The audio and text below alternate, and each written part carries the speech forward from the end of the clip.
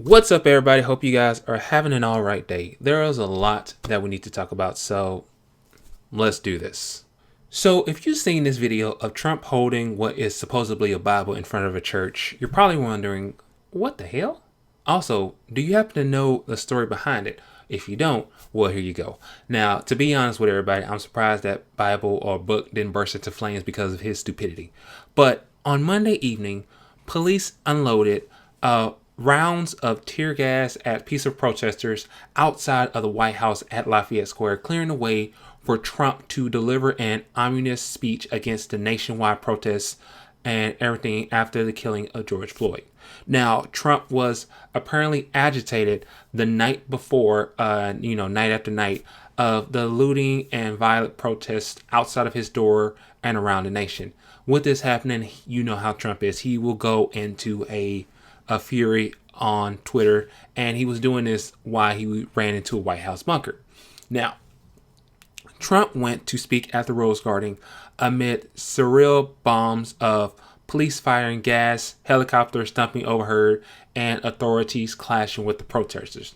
Now, throughout this whole thing, Trump attempted to cast himself as a hero amongst the peaceful protesters, even though he spent days agitating and undermining the protests and spreading false information. And at one point, he called for protesters to be shot. That is right, what I said. He called for protesters to be shot. He threatened to deploy the American military on American citizens. Don't believe me? Check this video out.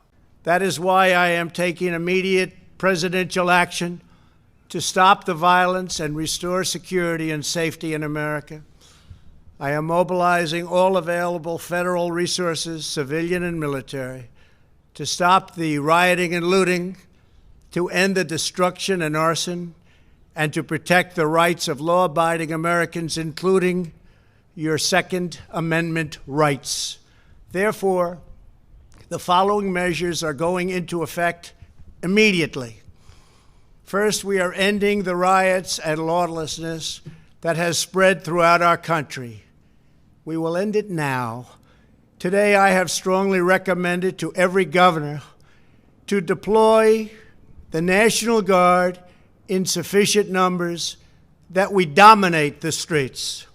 Mayors and governors must establish an overwhelming law enforcement presence until the violence has been quelled. If a city or state refuses to take the actions that are necessary to defend the life and property of their residents, then I will deploy the United States military and quickly solve the problem for them. Wow. Just wow. People gonna say, no, he didn't say that. Yeah, he said that on national TV, people. So that is true. And that's gonna be on forever and ever and ever. Now, during so, demonstrators have been peacefully gathering around the White House, chanting and holding signs, several feet away from the police, who are full lined up in riot gear. By the way, it's kind of weird how all this is happening, yet nurses and doctors needed supplies for the whole COVID-19 happening, even though that's still happening. But anyways, but at the time, as when Trump was finishing up with his speech and everything, and announced at a short time in advance, police suddenly came face to face with the crowd, and suddenly officers charged the crowd as demonstrators tried to flee away from the situation. And there's video footage shown of police swinging their batons at protesters' backs, punching reporters, and using their shields to hit photographers and videographers like so.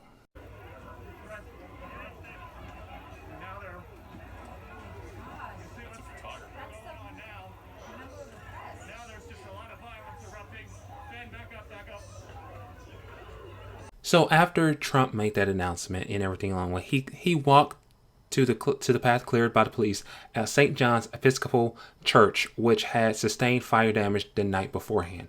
Now, remnants of gas deployed earlier irradiated Journalists following him, leaving him with some coffee, along with other people as well. Now, the street was filled with trash, and there was boarded up and graffiti on the buildings around him. Now, Trump, who has occasionally been seen publicly in front of a church, he stood outside the 204-year-old church and he held up a Bible. Again, I'm surprised that Bible did not burst into flames because of his stupidity. Now, he said that the U.S. was the greatest country in the world, he said. And he said, we're going to keep it that way. Hold on one second. I'm trying to pick up all the lies he's telling. Here we go. That's all lies. That's all lies he's telling. After what he just addressed, you saying this. Yeah, okay. But the Reverend who was there, Maureen Booty, who was the bishop of this church, the Episcopal Diocese of Washington, blasted the president for using tear gas to disperse the crowd and for using a Bible and the church as a background for a message and everything along the way in the teachings of Jesus and everything that our church stands for. Yeah, this is just truly horrible. And afterward, after a response was published, just minutes after, Trump returned to the White House and probably ran back into the bunker like a scared little baby. Wow, you hate to see it, but there it is. It clear as day that all happened within like what, few hours and everything else on the way. Just truly stupidity right there at its best. So with the next topic I want to talk about, it's basically with the death of George Floyd. People are wondering, how did he die? Well, that was answered with the autopsy that we found out. I'm sorry, the autopsies that we found out. Now, the first autopsy was referred to by the Hennepin County Medical Examiner's preliminary findings, stating that the autopsy had discounted traumatic asphyxia or strangulation to the cause of Mr. Floyd's death. However, on Monday afternoon, the lawyers representing the family presenting a very different version of how Mr. Floyd died, mainly because after the first one was published, people are saying that they should get a second opinion of how Mr. Floyd died. And, in doing so, the three officers on the scene, along with Chauvin, killed Mr. Floyd, and they should be also criminally responsible. Now, the private autopsy that was being held by the doctors was hired by Mr. Floyd's family, and they determined that he did not just die from the knee to the neck, as held by Chauvin, but also the other officers as well, as you can see in the photo that's on social media. So you can see the three officers are on Mr. Floyd. Now, the cause of death, according to the private autopsy, was mechanical asphyxia, and the manner of death was homicide. Later on that day, Hennepin County Medical Examiner released its own findings, stating, along with that the manner of death was homicide. In other words, Mr. Floyd's heart stopped beating and his lungs stopped taking in air while he was being restrained by law enforcement. Now, as you can see in the video, Chauvin is holding Mr. Floyd's neck for approximately 8 minutes and 46 seconds. And during that time, Mr. Floyd was unresponsive for nearly 3 minutes after saying, "I can't breathe." Now, the findings by the family's private medical examiners directly contradicted that the report was that there was no asphyxia, as said from Dr. Alicia M. Wilson of the University of Michigan. She was one of the doctors who examined the body. Along with that, there was Dr. Michael Baden, who also participated in the private autopsy. And he said that there was some hemorrhaging around the right cardioid area. Now, if you don't know who Dr. Baden is, he is actually the person who also did the autopsy on Eric Gardner and Michael Brown. And during so, after, with this autopsy with Dr. Wilson and Dr. Baden had this to say to the public. He was in good health. The compressive pressure of the neck and back are not seen at autopsy because the pressure has been released by the time the body comes to the medical examiner's office. It can only be seen serious compressive pressure on the neck and and back can only be seen while the pressure is being applied, or when, as in this instance, it is captured on video. Basically, what the other doctors are saying is that the three other officers that were involved in Mr. Floyd's death should be charged with murder as well. Now, in the latest update, we have found out that Chauvin charges from third degree have been changed to second degree murder, and that is actually a very good thing to hear, but it's still not good enough. You know, they still want it to be first degree murder as well. And the three officers who, along with Chauvin, along with Mr. Floyd's death, they are also being charged as well. And so this is actually a really good thing to hear about, and so much more. So what are you guys' thoughts about this and everything else along the way? Now, this is really good. This is actually improving and everything else along the way. The state of Minnesota just launched a sweeping civil rights investigation on the Minneapolis Police Department on Tuesday, a week after Mr. Floyd's death. So we're continuing on with this and everything along the way. So this is actually a good thing to know about. This was said by Governor Tim Walz, as he told reporters that they will be designed to root out the systematic racism that is generations deep. Now, along with that, he kept saying that the Minnesota Department of Human Rights is filing a commissioner's charge of discrimination to launch a civil rights investigation into the MDP, or the Minneapolis Police Department, as Walt said. He said that the investigation will review MDP's policies, procedures, and practices over the last 10 years to determine if the department has utilized systematic discrimination practices towards people of color. I like this. Now, Human Rights Commissioner Rebecca Lucerio said that the investigations will have subpoena power. She expects the city to be open with the records, and that it hopes to have findings within the next several months. It should not be the next several months. It should be within days, and it should be within weeks. But I know it's going to be a hassle and everything is on the way. And the Minneapolis City Council said that they will assist with this findings and everything else on the way. So that's actually a good thing. Mayor Jacob Frey said in a statement, he said, "For our city to begin healing, we need to deliver justice for George Floyd and his family and enact deep, meaningful policing reforms." And this is actually a really good thing for them to do, because this should be going on with a lot of others as well, because, you know, like I said, there's a lot going on with this world, you know, with racism, and people are saying, you know, it's not happening, but you can see all these protests, you can see all these riots and everything on the way. It's actually happening. So what are your thoughts about this, with this investigation going on against the MDP? If you watch my videos, I want to say thank you for watching my videos and subscribing and everything else on the way. In one of my videos, I don't know if you guys remember, I was talking about Amy Cooper, a white woman, and she called the police on Christian Cooper, a black man, and there is no relation between them. She called the police on him and lied to the police about him attacking her, even though Christian asked her to put her dog on a leash in a park in New York City that clearly states that all dogs should be held on a leash. Now, if you didn't, you should go watch that video and everything else on the way. Now, this happened again. Now, it didn't happen to these two, but it did happen in New York City. And you just go, with everything happening, are you serious? Yes, I am. In New York City, a woman by the name of Svetlana Flum, she is socialite and she is a restaurateur who reportedly co-owns Madison Vivian, a French restaurant in New York City. She risked becoming the next Amy Cooper after a video of her dialing 911 on a black woman who was sitting in the park. She literally called 911 on a young black lady who was sitting in the park. Yes, she did.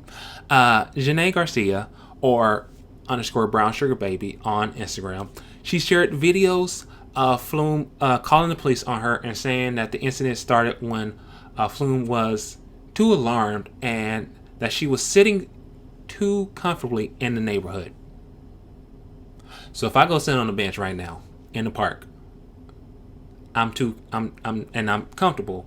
I'm sitting too sitting too comfortably in the park and everything along the way. Now,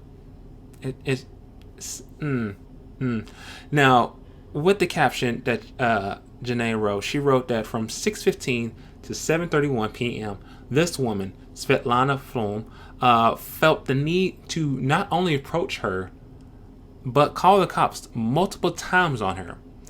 And she continued on saying, like, the first call was because she thought that she was smoking in public. But by the third call, it was because she was, quote unquote, threatening her and her children. When you see the videos, you know she ain't doing nothing. And let me tell you, I got some of that too. Check this out. Ask her why she's sitting here. You can't even give her answer. This is her stroller. This is her stroller. This is not the truth. Do you realize how far that is to come all the way over here to sit in my face? Impossible. She's playing the black card that I just started. She said she's playing the black card. She's playing the black card. That's exactly what this woman just said. The street was 60. And so watching these videos, you just go, wow, really? And even at one point, when Flume saw the police officers, she asked Janae to walk with her to the police. How about no? Now, in the videos, as you can see, Flume is visibly pregnant in these videos. And throughout, some of these videos, her husband legit left her behind because of the foolishness that she's doing. Meanwhile, her kids are out riding their bikes in the background. You really thought that this was going like do something for calling the police on somebody who was sitting on a bed, sitting somewhere comfortably, and they live in that neighborhood. They can't relax. That is just downright upsetting. I, for one, it's you have a baby in you, and when that baby grows up, they're gonna find out about this. So what you gonna tell them? You gonna lie to them and say, "Oh no, that was an accident," No.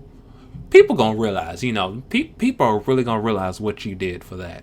That's just downright wrong for you to do. Don't y'all agree with me? I mean, don't you agree? Or like, what are your thoughts about that? Now, I know with my last few videos, I know there's been some negativity and everything else on the way, but there's also good things when I talk about my videos as well.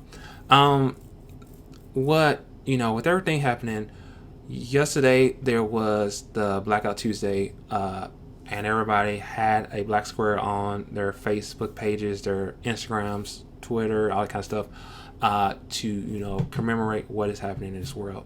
But there's also powerful things that also happen as well. Nickelodeon loaded a PSA on I Can't Breathe. Basically, they had a black screen for 8 minutes and 46 seconds, the same time as Mr. Floyd died. And this ignited a ton of conversation and importance talking to children about racism. Now, some people hate it, some people love it, like myself, but it was very powerful along the way. And a lot of other good things is happening. George Floyd's daughter, her name is Gianna. She goes by Gigi, I believe. She's smiling in a video, and she says that her daddy changed the world while she is sitting on top of the shoulders of her uncle, retired NBA star Steven Jackson. And this is really beautiful to see, and everything else on the way. Now, granted, yes, she did lose her father, but at the same time, she knows that she can make a change in the future, and that is actually a good thing. Now, before I go, a friend of mine, she suggested something, and I really want to try this out. She said, what if you did a segment where people write questions to you, and you pick a few of those questions, and you tell people what your thoughts about it as a black man. Basically, she called it "Let's Get Uncomfortable" in some way, and I actually like this. So basically, you guys are asking me questions that you're curious about, or probably too scared to ask. and you can ask me and I can give you those answers as to those questions that you have for me. But if you do have questions, send it to me. You can DM me or anything else along the way. You can DM me, you can YouTube message me about these kind of things, but let me know what you guys think about these kind of questions. What kind of questions do you have? Actually, I'm trying to say, and everything else on the way. But like, share, comment, subscribe. Let people know I'm out there for you guys, because I am always out there getting the word in, so that way you guys actually know what is happening in our world. Okay, when you go out to these protests, please be safe out there. With these whole curfews and everything that's along the way, it is scary, but at the same time, I want you guys to be safe out there. Okay, make sure you're also wearing a mask, because COVID-19 is still happening, whether you think it's not. But be safe out there. I love all you guys. Always. I'm praying for you guys, okay? Peace out.